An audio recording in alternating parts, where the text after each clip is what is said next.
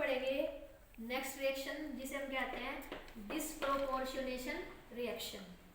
Disproportionation reaction क्या होती है? देखो क्या कहती है डेफिनेशन, क्या हो जाएगी इसकी definition. These are the reaction state simultaneously oxidize and reduce.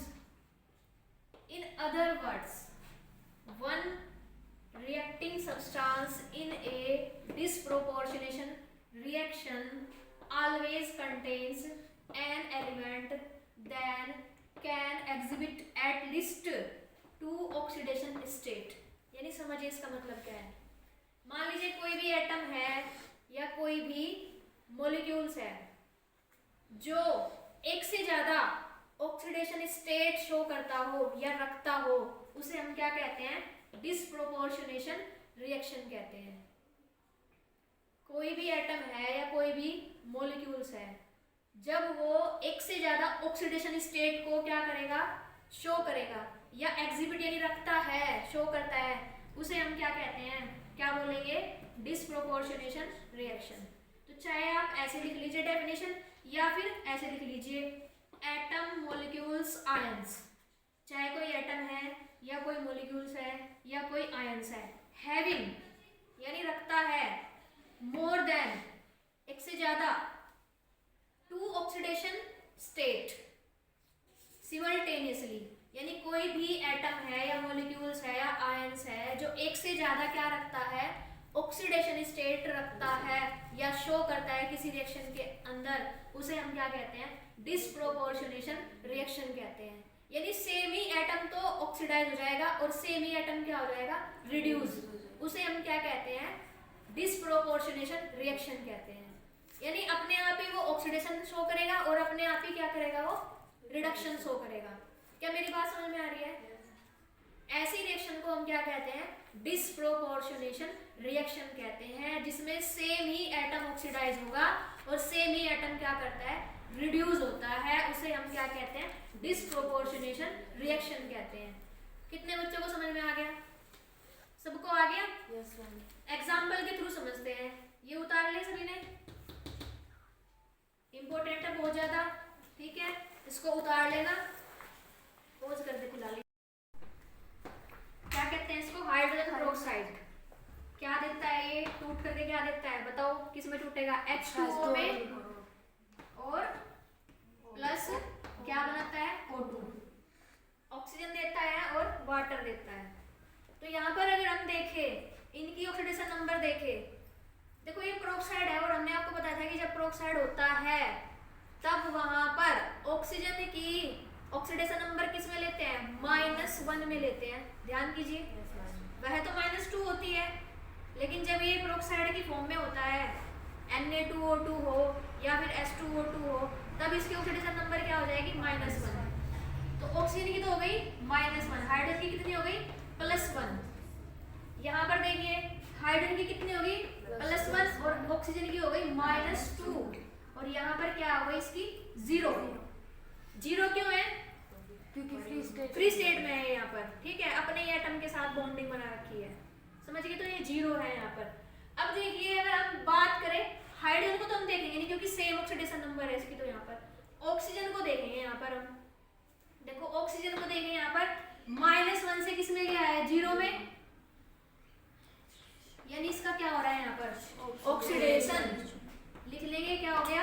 यहाँ पर इसका ऑक्सीडेशन हो गया। ध्यान से देखिए ऑक्सीडेशन हो रहा है, नहीं हो रहा? माइनस से किस में गई है? 0 में। 0 बड़ा होता है माइनस से। अब इसी ऑक्सीजन को देखो, यहाँ पर माइनस से किस में गया है? -2 में, यानी यहाँ पर डिक्रीज हो रही है, ऑक्सीडेशन नंबर डिक्रीज हो रही है यहाँ पर। इसका मतलब यहाँ पर इसका क्या हो गया? रिडक्शन। यहाँ पर इसका क्या हो गया? रिडक्शन हो गया। तो समझिए क्या कहती थी डेफिनेशन, जब सेम एटम मॉलिक्यूल्स या आयन एक से ज्यादा क्या शो करते हैं? ऑक्सीडेशन स्टेट शो करते हैं, वो क्या कहलाती है? डिस्प्रोपोर्शनेशन रिएक्शन कहलाती है। तो यहाँ पर ऑक्सीजन की बात करें हम, तो सेम ही एटम का क्या हो रहा है? ऑक्सीडेशन हो रहा है, और सेम ही एटम क्या शो कर रहा है? रिडक्शन शो कर रहा है। क्या मेरी बात समझ में आई? इसी को हम क्या कहेंगे, डिस्प्रोपोर्शनेशन रिएक्शन कहेंगे। क्या ये चीज समझ में आ गई?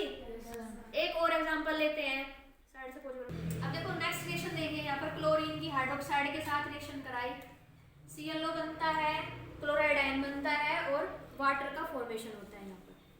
तो यहाँ पर अगर हम बात करें तो क्लोरीन को देखो कितनी है, इसकी ऑक्सीडेशन नंबर कितनी होगी, 0। यहाँ 0 है और यहाँ पर कितनी है, +1। इधर कितनी है, -1 क्लोरीन एटम की। ठीक है, जैसे कि HCl होता है ना, HCl में अगर इसको तोड़े तो बीच में टूटता है, ये H पॉजिटिव में और Cl नेगेटिव में, तो हाइड्रोजन की कितनी हो जाएगी, +1 और क्लोराइड आयन की कितनी हो जाएगी, -1। तो इसलिए यहाँ पर इसकी कितनी है, -1 है। तो अब देखें यहाँ पर किसका ऑक्सीडेशन हो रहा है और किसका रिडक्शन हो रहा है।